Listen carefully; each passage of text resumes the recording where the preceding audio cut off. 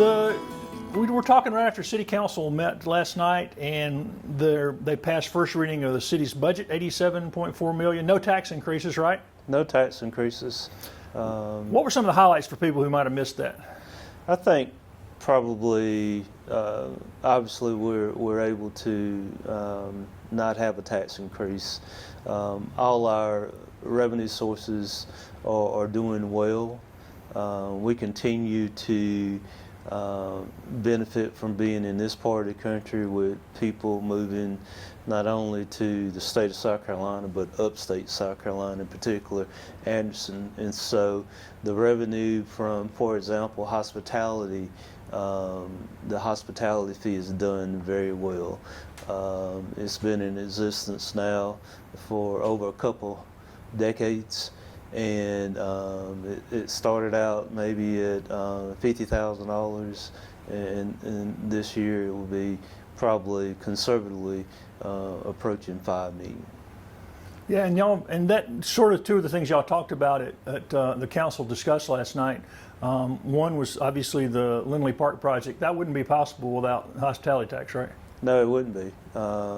Part of that project is just the infrastructure that we needed to fix the stormwater, and so we used some of the federal ARPA money that came down, and were lucky enough, like a lot of communities are using some of that money to have the infrastructure. But the other part of that money is hospitality money. And so we have a good fund balance in that, so we're able to pay projects, sometimes smaller part projects, in cash because of the hospitality. So, but very excited about Linley Park. If you hadn't been by Linley Park in the last several months, it's under construction, doing a lot of grading, pushing dirt and putting in pipes to handle stormwater. It'll connect nicely with the upper part of Linley Park, and this one, for those that remember, we moved 2 ball fields. We're able to do that because of our expansion at the rec center with 2 additional ball fields and surfaces there. So that allows us to take this green space. I would say, Greg, too, when they started doing this project, it just to me visually it just got bigger, and it's going to be a very nice spot. And if you've seen what they're doing, you forget how big that park is. The other thing, though, is I thought I was old until somebody started talking about Whitner Creek. I had never heard of Whitner Creek. And Yep. Whose idea was it to restore Whitner Creek to its natural? Well, obviously it was. We've been talking about it for years. I don't remember there ever being a Whitner Creek. Yeah. That was before our time, wasn't Yeah. it? And so, I mean, the creek itself actually starts on, it flows through the upper part of Linley, and you don't really see it unless it's a stormwater issue. But just restoring it to its natural state. Many years ago, the concrete culverts were put in to control flooding, but a lot of communities have gone back to taking that concrete out and just restoring it to its natural state, but also using just stones and rocks and really vegetation to make it more natural, but also to contain the stormwater. So I think people will really enjoy it. So it'll be a passive creek, and it'll be something that water soothes, and so it'll be a very nice feature to that park. And one of the other things council at least gave the go-ahead to do the pre-construction engineering on was an upfit for Caters Lake. For Caters Lake, yeah. Y'all been looking at that a long time, right? We have. It's probably been on the end of our recreation master plan. And so what we did last night was to approve a contract with the company that's actually doing Linley Park to start fine-tuning how it looks conceptually. We've seen some rough drafts about some of the things but now again another stormwater project, to make that. Linley, I want to say, Greg, is right at 100 years old, and it needs a facelift. And the other thing, a couple of the other things from the budget for the people who missed it, raises for city employees. That was part of this budget, right? Yes, yes.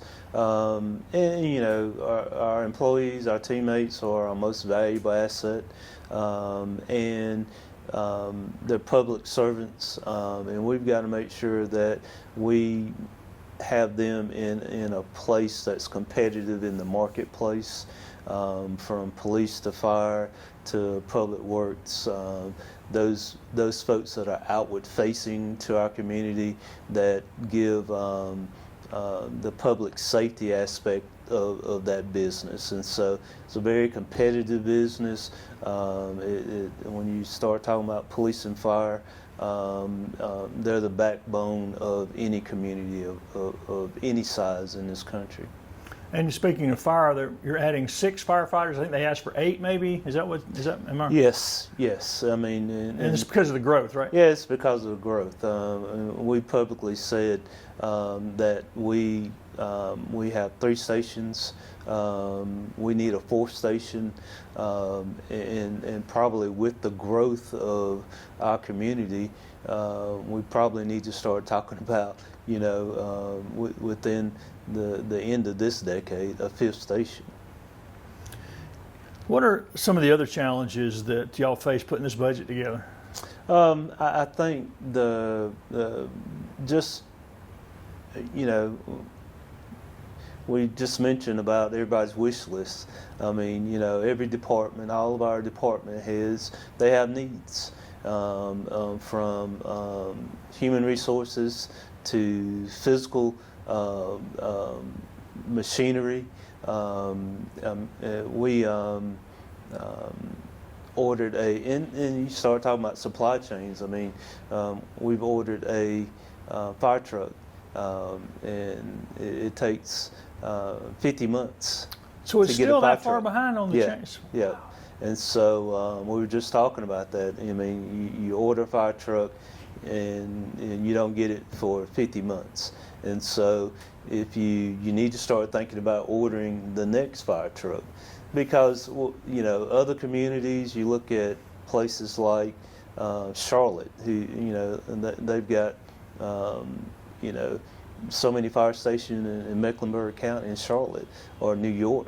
And so now you're competing in that infrastructure equipment game of getting in line, because everybody is seeing, the communities that are seeing growth have to provide services. And so, and we'll see that too.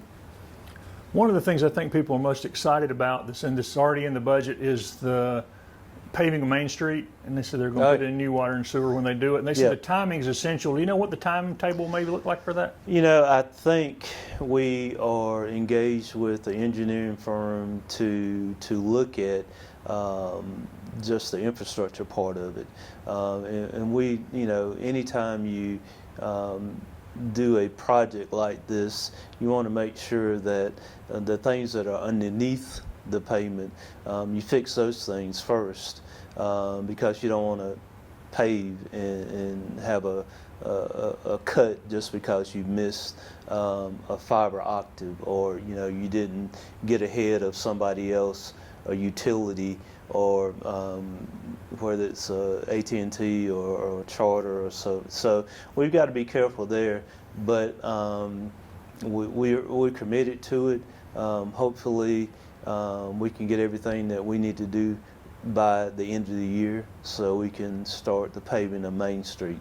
And I think we're from River Street to North Main Commons, because we did North Main Commons when we did that with the brewery, the bistro, European bistro. So, you know, we are excited about that. A lot of parking area, a lot of stuff to pave in there. It's going to be really nice though for downtown. Yeah, it will be when that gets done. I know you've mentioned several times the importance of green spaces in the city, and I know you've been an advocate for that. Why is that such a priority for you?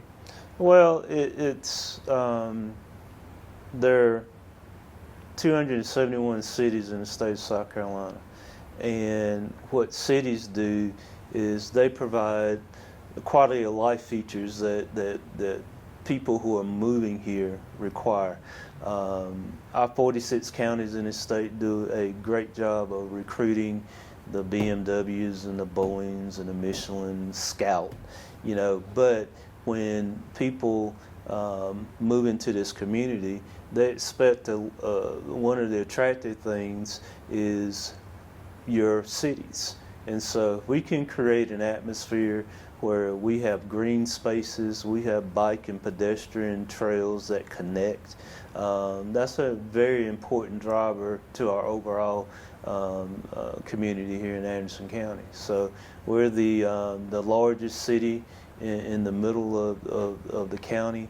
Our metro area is 115,000, and so we have to create those spaces for people to have a good quality of life. Is the connection of the trails in part of the master plan? I mean, eventually it's going to get done. I mean, it's expensive, I know. It is very expensive. I think we've got a good framework for those trails. We applied for a federal grant, a multi-million-dollar federal grant last year. Did not get it. We've applied again, and so cross our fingers. It's a very competitive process, and so I think even this go around where we were in Spartanburg got a grant. So maybe it's our time. And if it's not, we can still do, we still have plans to, now be able to connect from the upper part of Linley Park all the way to the rec center. And probably the next logical step there is from the rec center for a trail to come downtown. Maybe in that Chemtech area. And so we're still committed to it. If you have, it's very expensive. But having said that, I think we're doing things to our budget. As you mentioned, it's almost $90 million, and so, but that part of it's growing. So when you put in things that you receive more property tax from, because of that growth, you're able to distribute that money. I'm going to get back to Chemtex in a minute, but since the last time we met, the Michelin Cities Tour visited Anderson. How will the city benefit from that event going forward? Well, I think it proved that we could host an event of 200 people. And so we have a good network of people who were involved in that. We put on a big production. We couldn't do it by ourselves. We used Anderson County, Tri-County Tech, Clemson University, City County government, and the Visitor Center.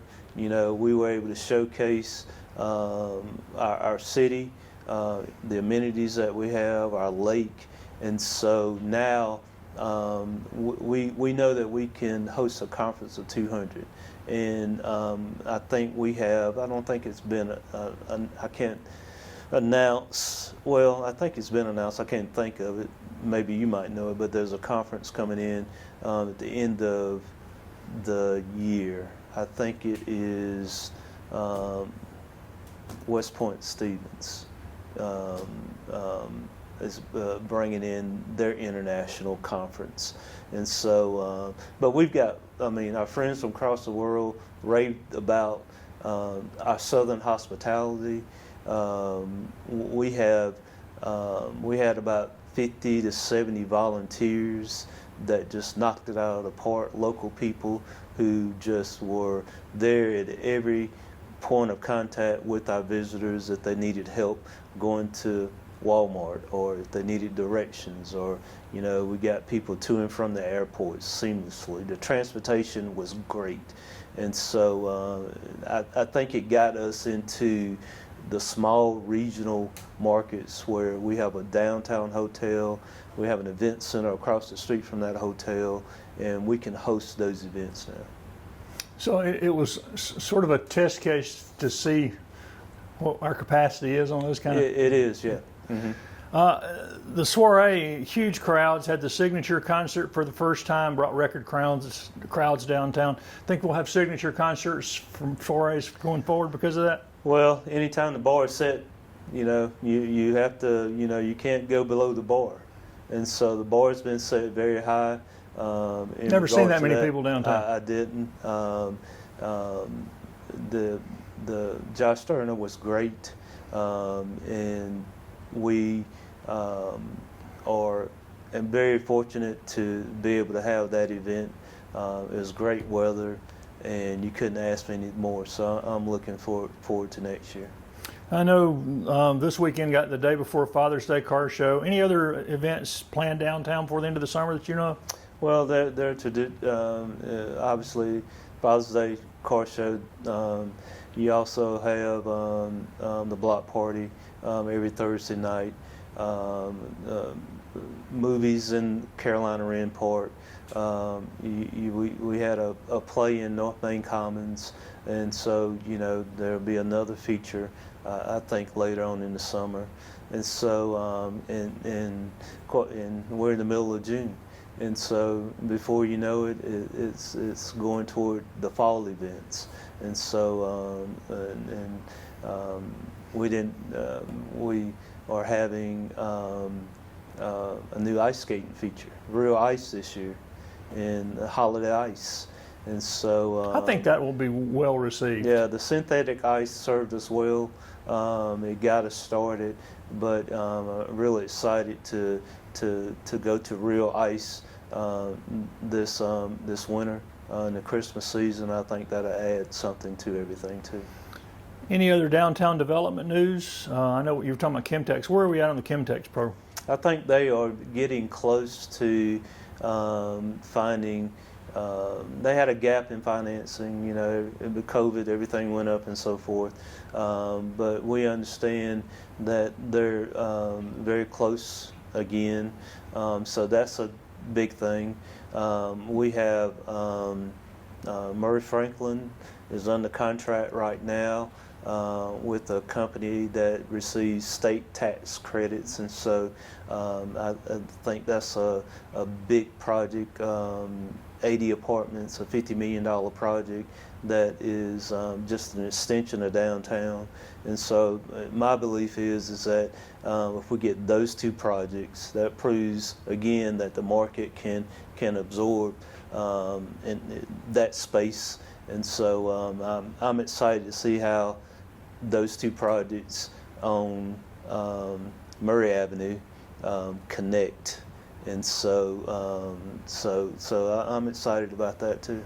Is demand for downtown housing still pretty high? Still pretty high. Occupancy rate is still very high, and I think more and more as we go along, what we found is I think more and more developers outside of our community, outside of our state, are looking at Anderson.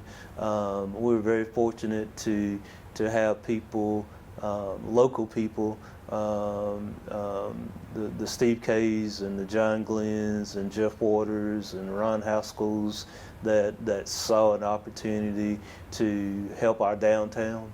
And so now we prove that we have the infrastructure in place for that. And so people outside of our community are looking for good investments too. How does the city recruit businesses for downtown? I don't think I've ever asked you that. You know what? Nowadays, Greg, I think, the way you look at, what I've discovered is people pick you, based on demographics, retail sales. You notice when, I can remember talking to the owner of Culver's, when they are looking at building 20 in South Carolina, 20 more in North Carolina, Florida, and so more so that size of development, the Trader Joe's and Costco's, they just look at pings on cell phones. They look at traffic, and so Where we have the ability is to try to connect people such as Scout's Donut. You have one in Greenville Regional. We're looking for people who have businesses in Greenville, Asheville, and looking for a second location, a third location. That's where our economic development partners kind of play in that space. How's the hotel doing downtown? Great. Occupancy rate is very good. They are looking forward to another, I think Clemson has 7 home football games, and then on top of that, we have Anderson University will be filling those off Clemson weekends too, or even in combination of that. And so people, I often like to go through the Church Street parking lot and drive. My family gets tired of me driving through the parking garage because, you know, out-of-state tags, you know, so we're seeing people who are out-of-state, they're visiting, and they're decided to come downtown and stay at the hotel. The open space on the bottom is still empty. Is there any bites? I think, just my 2 cents, put the visitor center in there. Oh, you're talking about the Whitner Street? Yeah. Well, no, no, I'm talking about at the hotel. Oh, yeah. Well, yeah. Yeah, our developer is waiting for the right business there. He's not in any hurry, is he? No, he's not. And so, but I guess that's his prerogative. He owns the building. You and I were talking about before, the May storms did some serious damage downtown. We had 70-mile-per-hour winds come through downtown Anderson. Some businesses, some of Joe's, Mr. Rivers still closed, roof damage. Any other buildings damaged? I know the structures across from City Hall Structure across the street. They might have taken their final blow from that It storm. was. And obviously we had a lot of residential damage. Usually when you have a storm, there's a section of the city that's damaged, but we had, as you know, a wide area of damage.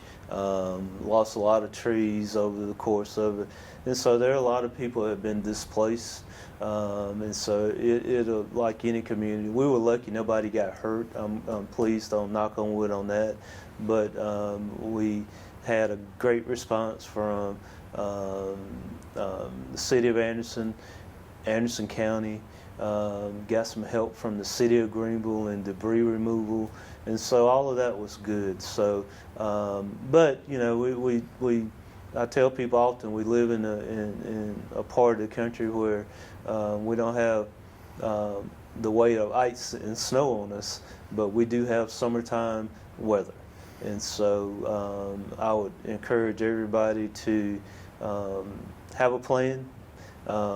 Have you know, a solid plan on how you survive without electricity, water, food, and so I mean I think that will become more and more important for our entire community as we go forward. With all the annexation the city has and plans for the more housing, and no Monday night they talked about some more. Any idea how much the city of Anderson will grow in the next 5 to 10 years? You know, I think probably the 2020 census had us right under 30,000, 29,000, and a few. But even that census missed the growth that we had on Salem Church Road, and so I'm surprised. You know, generally we're right around the city where I know projects are, and I'm surprised how far some of the projects, infrastructure-wise, grading-wise, are going. Sure, you can look at building permits when they pull building permits, but for example, the projects that's going on 29 North and going toward the jockey lot. I mean, I was out there 3 weeks ago. Grading's done, and so my guess would be that we just talked about several hundred more homes last night at our meeting. So, Greg, my guess would be that they're probably total build out, maybe 7,000 units. That's just single family, townhomes. So I think the 2030 census will show a very big spike in population for Anderson, and I would not be surprised, this is just me guessing, that it would be over 30,000 people within the city of Anderson. There's a lot going on. Yeah. The hotel obviously is doing well. I still think that the view from the rooftop up on the roof is catching a sunset up there is a great thing. You see how beautiful our community is. Just the continued partnerships that the city continues to have with you know, we've got to have close relationships with our county government, our university. Very proud of our university, our local, our city school district. Those legacy partners kind of have to be in tune with each other to make sure that we know what each other's plans are, because growth's happening. People are moving here. And I often tell people, the people that live here aren't moving. And so we've got to accommodate new people as they come in. So I think housing, infrastructure, roads. Last thing I would say, November election will be an important election in regards to infrastructure and the penny sales tax. And so, which I know plans are on the way in that regards to, you know, how do we pay for things? How do we fix roads? So I think it's an exciting time to be in our community. Yeah, without that penny, the roads aren't going to get fixed. No, no, they won't. They'll just continue to deteriorate, and the majority of that money will come from people that don't even live here. People who are coming to the Clemson football games and the AU football games and visiting our lakes and vacationing in the area. So I would say that's you know, that's probably as important of item this November than anything else for our community. We're going to talk about that again when we catch up in the fall. Thank you.